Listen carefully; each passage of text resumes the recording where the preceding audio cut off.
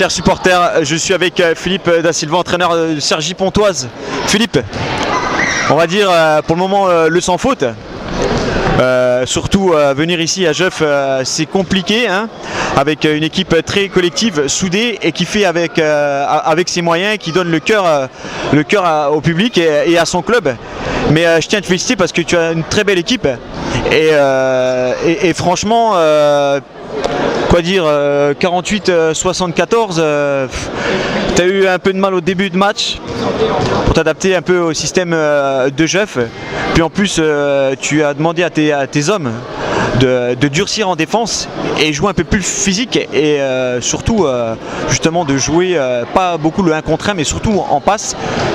C'est exactement ça. Voilà. Et Geoff, pardon, après à jouer en zone, tes joueurs attaquaient les intervalles, donnés à l'opposé et on a trouvé les shoots et les postes avec les grands. C'est vrai que, comme tu le disais, il est difficile de venir gagner ici devant ce public-là qui pousse leur équipe.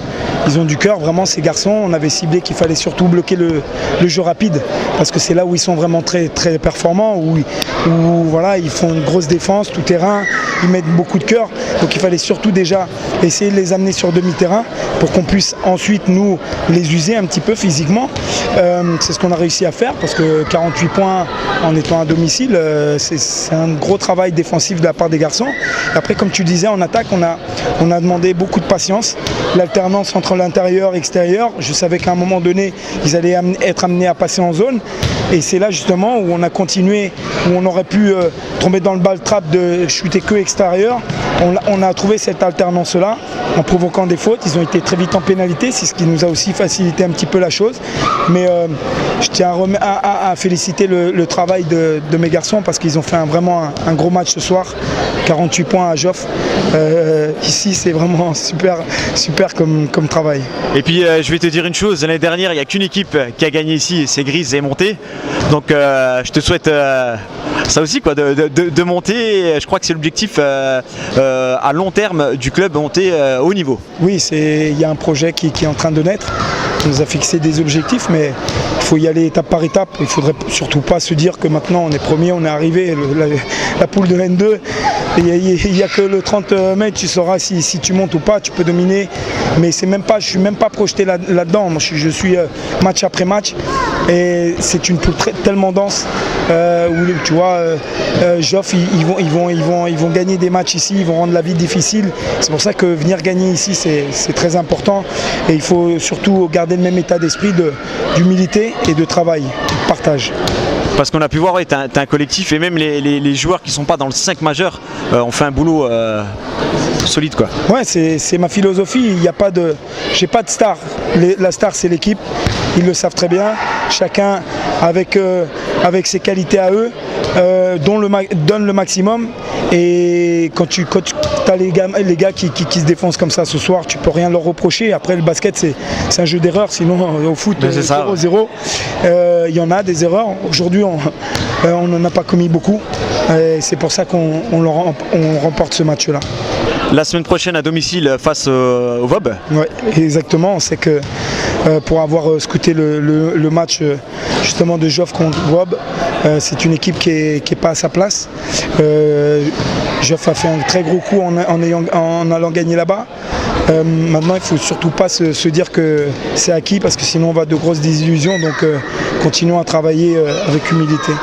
Ok, ben Philippe, je te souhaite une bonne soirée et puis un bon retour sur l'Île-de-France. Chapeau pour ce que vous faites parce que en venant ici, j'ai appris que voilà, vous faisiez des petits résumés comme ça. C'est très sympa pour le club, pour ses supporters. Merci. Et surtout pour le basket amateur. Et pour le basket amateur, exactement. Merci.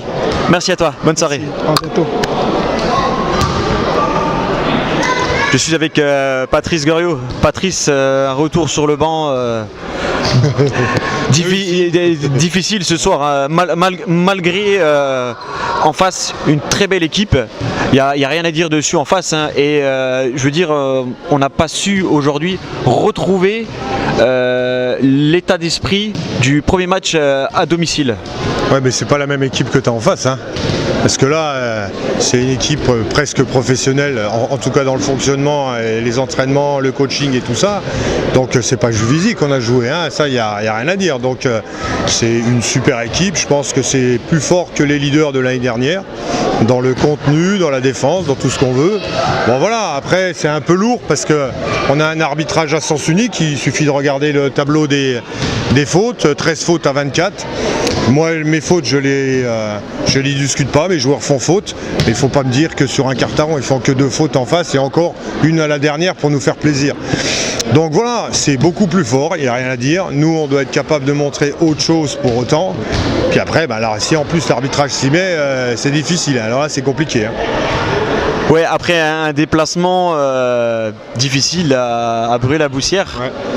Avec 13 balles perdues sur le premier quart-temps et surtout manque de réussite au lancer franc et après on paye cash quoi, là-bas. Donc ensuite on vient ici face à une très belle équipe donc de Cergy-Pontoise. La semaine prochaine il y a un déplacement aussi, un gros déplacement à Maubeuge.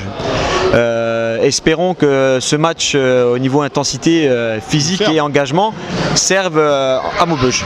Ah mais tout à fait, je veux dire, bon, c'est de toute façon pas avec ces équipes-là qu'on va se battre. Hein. Je pense que ces équipes-là, ce type d'équipe gagnera à peu près partout. C'est pas pour rien qu'ils sont à 4 victoires de suite. Bon voilà, nous on va se battre avec 6 ou 7 autres équipes.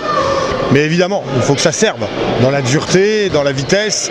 On a vu un peu la différence qu'il y avait de vitesse et de dureté entre nous. Bon voilà, il faut qu'on avance. Après, il faudra quand même qu'on récupère des blessés, notamment Vincent ou même Antoine Cornu, pour qu'on ait un effectif complet pour pouvoir lutter longtemps. Parce que là, tirer sur la corde avec beaucoup, avec certains, donc ça va être difficile. Bon, ça fait partie du métier. Hein. J'aurais souhaité un autre retour sur le banc, mais voilà, de toute façon, on a gagné par miracle au VOB. On a gagné avec Juvisy, qui est un peu compliqué, mais on a gagné.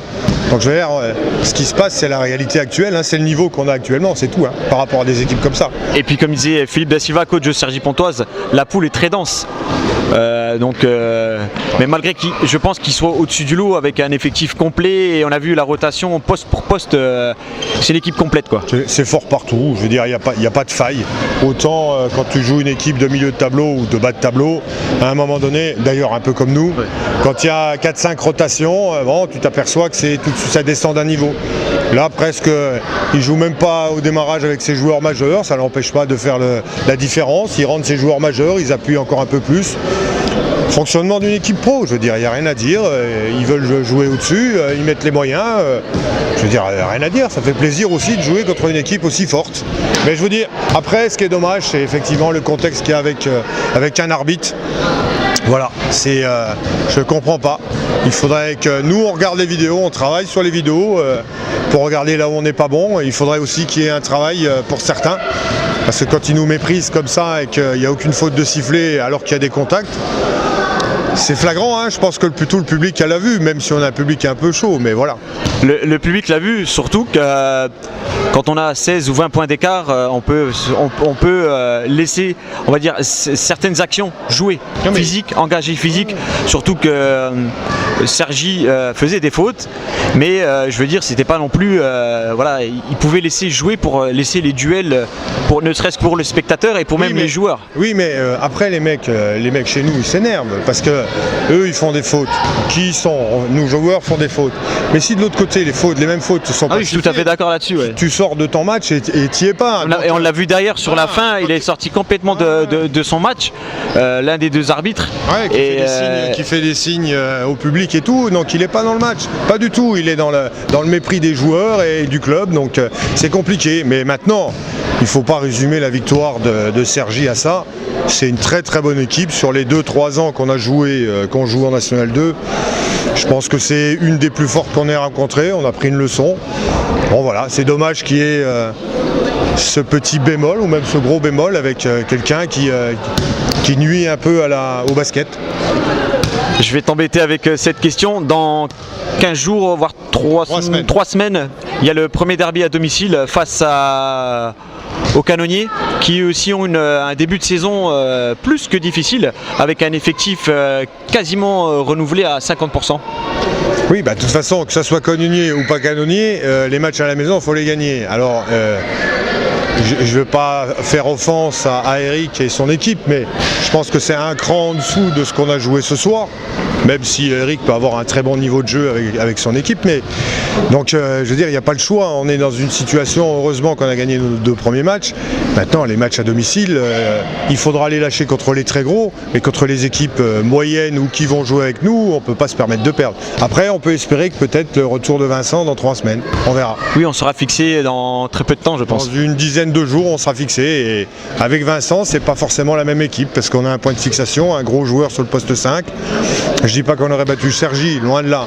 Mais c'est quand même, quand on est en déséquilibre comme ça sur l'équipe, c'est compliqué. Oui, parce que tu as 2 rotations sur les grands avec Vincent Fernandez et on va dire plus Damien Vakovec, parce que Lucas Poletti est plus un poste 3-4 qu'un poste 5. Ouais, et moi j'irais même plus loin. Je dirais qu'on joue avec que des postes 4.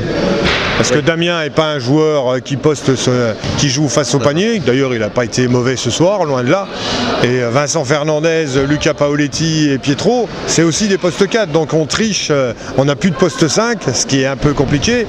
Donc quand on aura Vincent, on aura peut-être un peu plus de solutions. Il faut l'espérer, c'est comme ça. C'est ce que je te souhaite. Ouais, j'espère bien. Bonne soirée à toi. Merci. Et puis à bientôt. Allez, ciao, ciao.